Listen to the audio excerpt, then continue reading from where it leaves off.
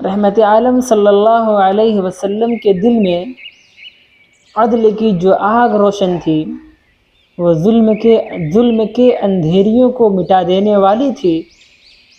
آپ صلی اللہ علیہ وسلم کسی مظلوم کو دیکھتے تو آنکھوں میں عزم کی بجلی چمکنے لگتی، مگر لبوں پر نرمی قائم رہتی۔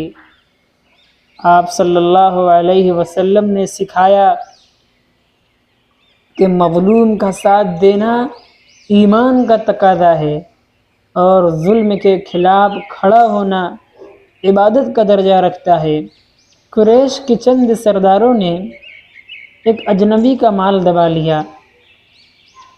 جو ہی محمد صلی اللہ علیہ وسلم کو خبر ہوئی تو آپ فوراً دارالندوہ پہنچے۔ وہاں مکہ کے انصاف پسند لوگ جمع ہوئے اور آپ نے فرمایا، ہم عہد کرتے ہیں کہ مکہ میں کسی پر ظلم نہ ہونے دیں گے، چاہے وہ غریب ہو یا غلام۔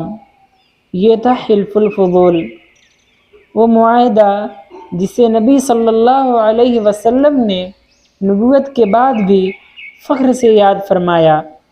جب مکہ کے کمزور مسلمان ظلم سہ رہے تھے تو آپ صلی اللہ علیہ وسلم ان کے لیے دعائیں کرتے، تسلی دیتے اور فرماتے، صبر کرو، تمہارے لیے جنت ہے۔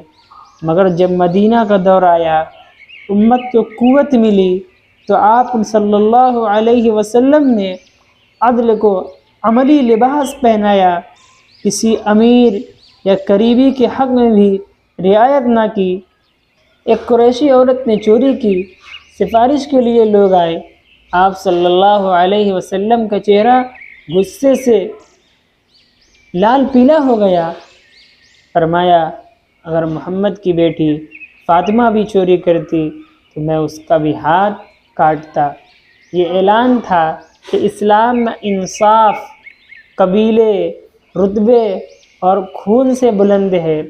آپ صلی اللہ علیہ وسلم نے فرمایا، مظلوم کی بددعا سے ڈرو، کیونکہ اس کے اور اللہ کے درمیان کوئی پردہ نہیں۔ یہ الفاظ آج بھی ظالموں کے کانوں میں گونجتے ہیں۔ مظلوم کا ساتھ دینا نبی صلی اللہ علیہ وسلم کی سنت ہے۔ جو ظلم کے خلاف خاموش رہتا ہے وہ ظالم کے ساتھ کھڑا ہوتا ہے، اور جو مظلوم کے لیے کھڑا ہو جائے وہ رسول رحمت صلی اللہ علیہ وسلم کی صف میں شامل ہو جاتا ہے۔